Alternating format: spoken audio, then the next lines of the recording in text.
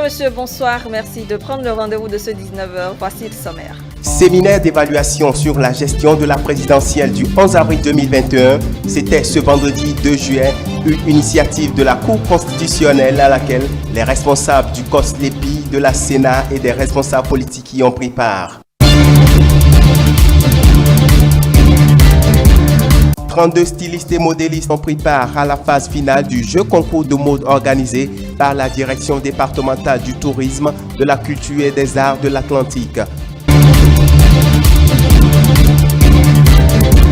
En interactualité, vous suivrez en fin d'édition le reportage que nous proposent nos confrères de la CCTV+, sur le centenaire du Parti communiste chinois et les réalisations opérées. Voilà pour le sommaire.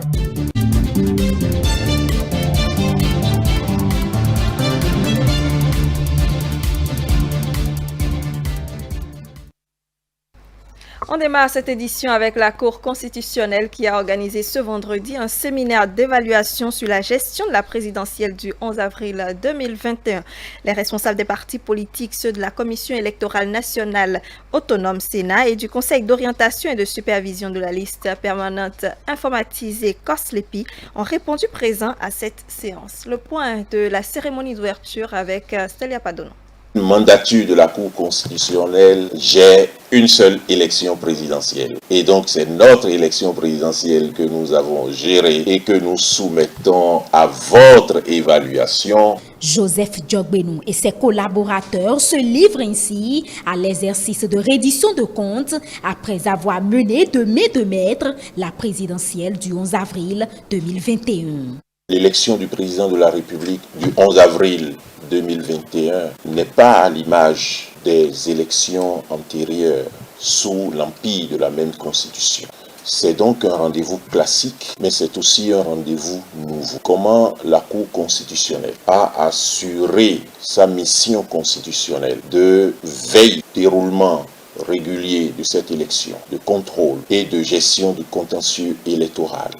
Comment elle a articulé cette mission avec les autres organes, dont particulièrement la Commission électorale nationale autonome. Ces différentes interrogations ne sont pas restées sans réponse. Le rapport moral et le rapport financier présentés, respectivement par le secrétaire général et le secrétaire administratif et financier de la Cour constitutionnelle, ont permis aux responsables de partis politiques, de la Sénat et d'autres institutions ayant pris part à ce processus électoral de mieux cerner le rôle qu'a joué la haute juridiction.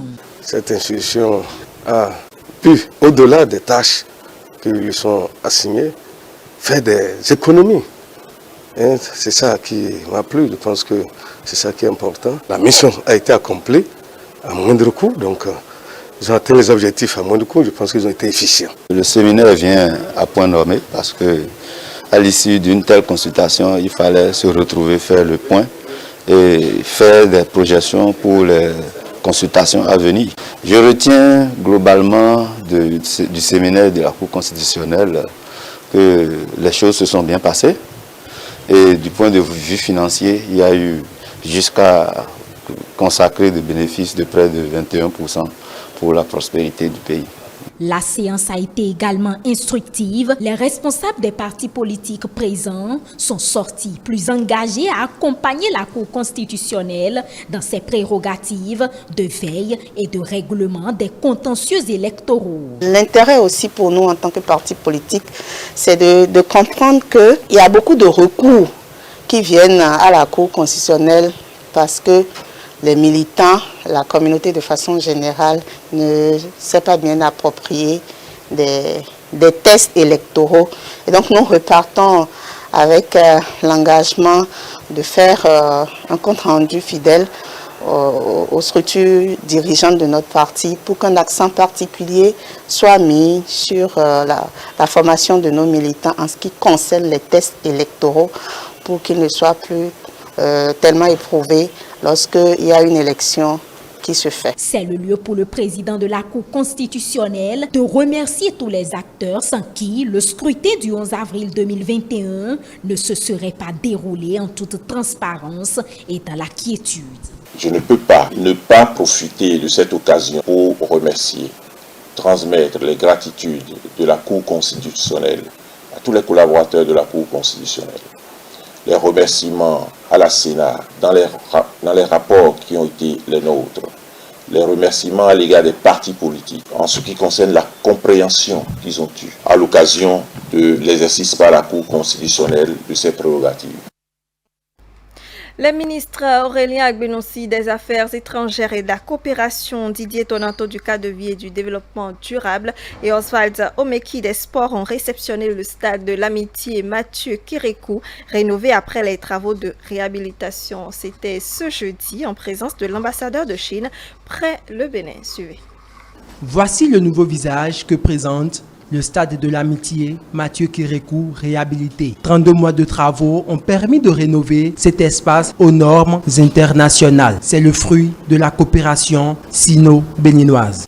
À partir d'aujourd'hui, ce vieux soldat, complètement rajeuni, réhabilité et modernisé, va ouvrir une scène de commémoration et de témoignage pour les grands succès du peuple béninois dans la réalisation de son rêve du Bénin révélé.